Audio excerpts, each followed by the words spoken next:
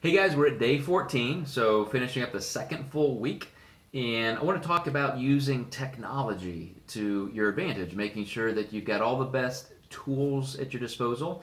And of course, you might have come to know us through the Macro Doc, which is um, one of our new interfaces with the community through our company, the Diet Doc. And the Macro Doc is a food tracking system with a growing platform with different features.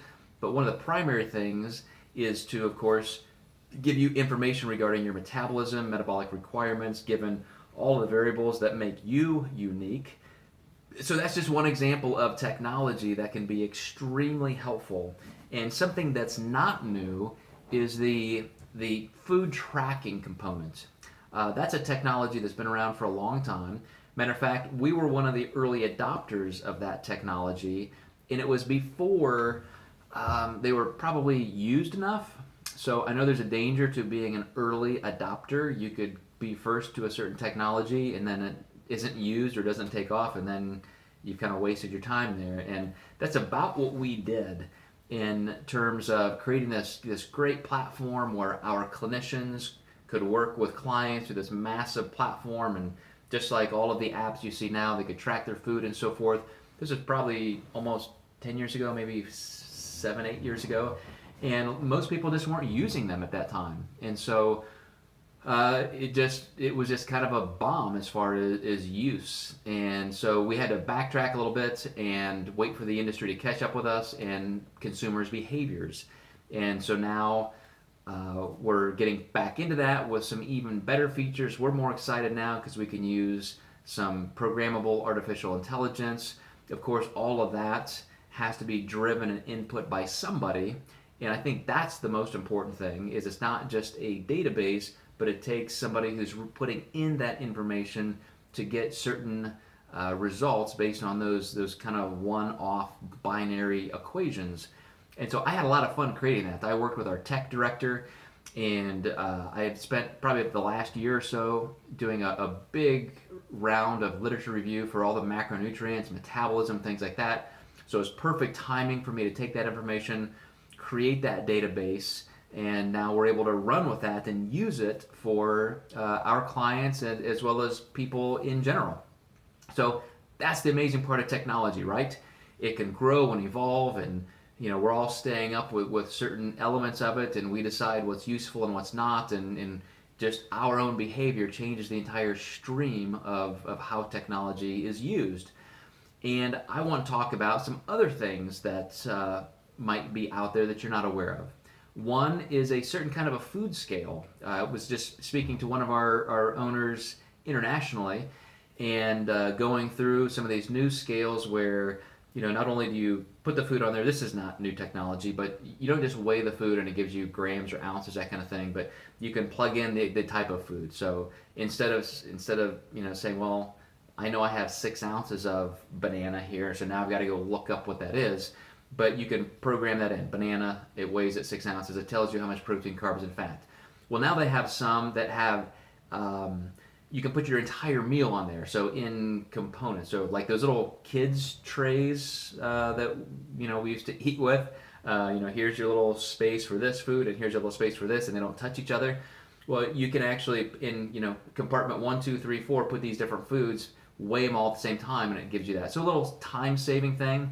Again, I don't know if that's huge for anybody out there, but those kind of gadgets keep coming as long as we tell the market that we're interested in them. So some of the things that I like to look for in technology is, does this really either give me some new information that I just didn't have before? Is it more accessible to me than it ever was before? Is it useful in terms of what I'm going to be able to do with it compared to the time investment? So first of all, is it giving me new information?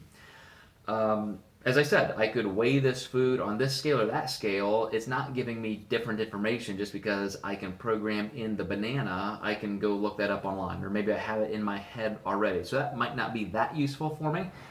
But if it saves me a lot of time, it could be. I do know, for example, the body composition analysis type machines is information that wasn't very accessible to us before. I remember back in college, I used to get hydrostatically weighed. We would be collecting data on different things in labs, and we're all using test subjects and all that. And so I had readily amounts of information like that. And then I got out of school, and all of a sudden I didn't have access to that. So some friends of mine, some physicians, were just getting into the DEXA technology. And sometimes they would want to do some testing and to kind of calibrate their machines and just to see differences in populations. And they all thought it was great to have me come over because as a professional bodybuilder, my body composition was different than their typical clients, patients. Then all of a sudden again, I go through a time where I just don't have access to that. And so now these in-body machines, one version of bioelectrical impedance that's much more advanced than they used to be, not the same type of results that you might get just standing on your bathroom scale, but tested to be as accurate as a DEXA scanner. So now I can go to first of all, I can buy one myself if I want to spend a couple $1,000, or I can go, spend 10 or 20 bucks to get it done. It's much more accessible. So even for your tracking of results, you might want to find something like that. I think, of course, it's appropriate just to use the scale and measurements and how you feel. You're going to get blood panel results, hopefully, and see your cholesterol going down and other great things like that. But some of these technologies like this might be very beneficial to your trends and some long-term projections and goals and so forth. So, consider that. There are the applications and the websites that we use for our food and our data tracking. Then there are body composition type analysis type things. I would also recommend considering just staying up a little bit on research or things that are in the industry, such as different types of methods.